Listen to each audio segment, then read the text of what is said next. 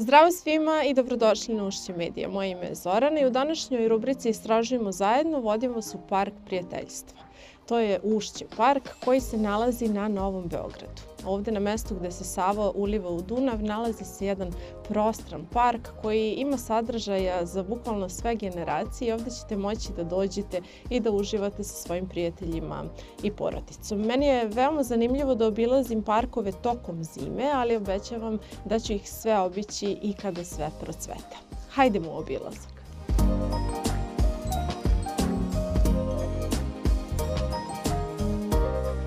Ako pitate Beograđane zbog čega se Ušće park naziva Parkom prijateljstva, to je zbog toga što su ovde vrhovni zvaničnici, državnici i slavne ličnosti sadili svoje stablo.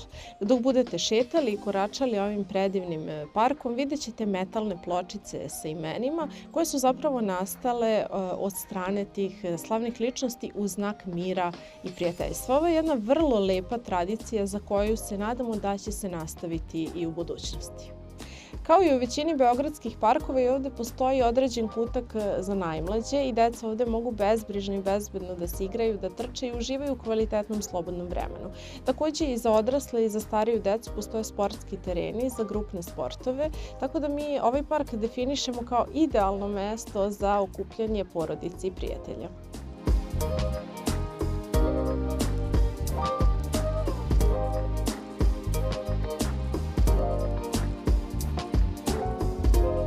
I nikako nemojte da propustite priliku da prođete kroz začarani lavirint.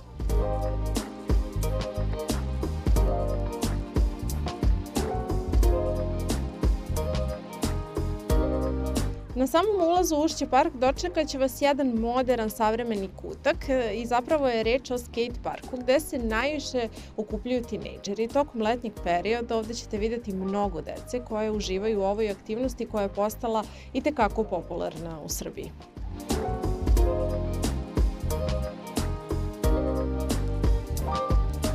Kada se već nalazite na ovom mestu, nemojte da propustite priliku da posetite Ušće shopping centar, koji je jedan od najluksuznijih i najpopularnijih u našoj zemlji.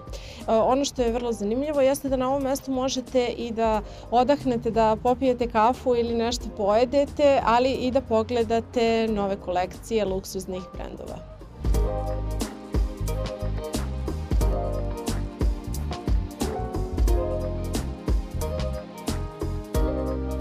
I upravo iza nas se nalazi i saobraćajni poligon koji je namenjen za decu koja tek uče da voze bicikl. Tokom letnjeg perioda ovde možete da iznajmite i bicikl, i skate, ali i trotinete. Ušće park je uređen po uzoru na svetske metropole i ono što je zaista zanimljivo jeste da se on i dalje modernizuje i 2017. godine je pokrenut plan koji je dobijen od strane danskog arhitekta Jan-Gela, koji je zapravo služio tome da park bude podeljen u 7 zona i da svaka zona ima specifičan sadržaj koji će nuditi posetiocima. I mnogo toga je od tada zapravo sprovedeno u delo i kada budete došli ovde vidjet ćete da su staze za pešačenje skroz uređene i da su staze za trčanje fantastično sređene. Takođe postoji još jedan plan koji će se ostvariti u budućnosti, a to je izgradnja panoramskog točka koji će biti isti kao što je u Londonu i bit će to zaista fantastična atrakcija i mi jedva čekamo da ona zaživi.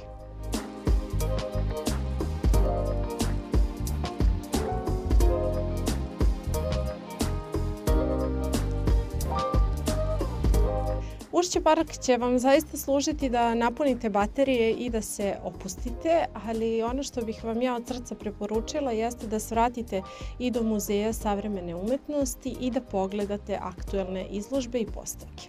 Ovaj muzej je veoma specifičan po tome što je zgrada zaista fantastična i autentična, a zapravo ona potiče iz 60. godina, od kada je samo malo sređena, ali ne i dirana kada je reč o eksterijeru i enterijeru.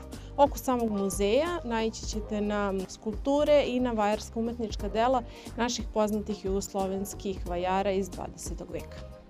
Nadam se da ste uživali u ovoj virtualnoj šetnji kroz Ušće park i da ćete doći ovde sami sa porodicom ili sa prijateljima. Ja vam preporučujem da obavezno dođete sa decom, zaista ćete uživati i prvenstveno ćete se odmoriti. Ja sam bila Zorana, vi ste gledali Ušće medija, a mi se vidimo uskoro.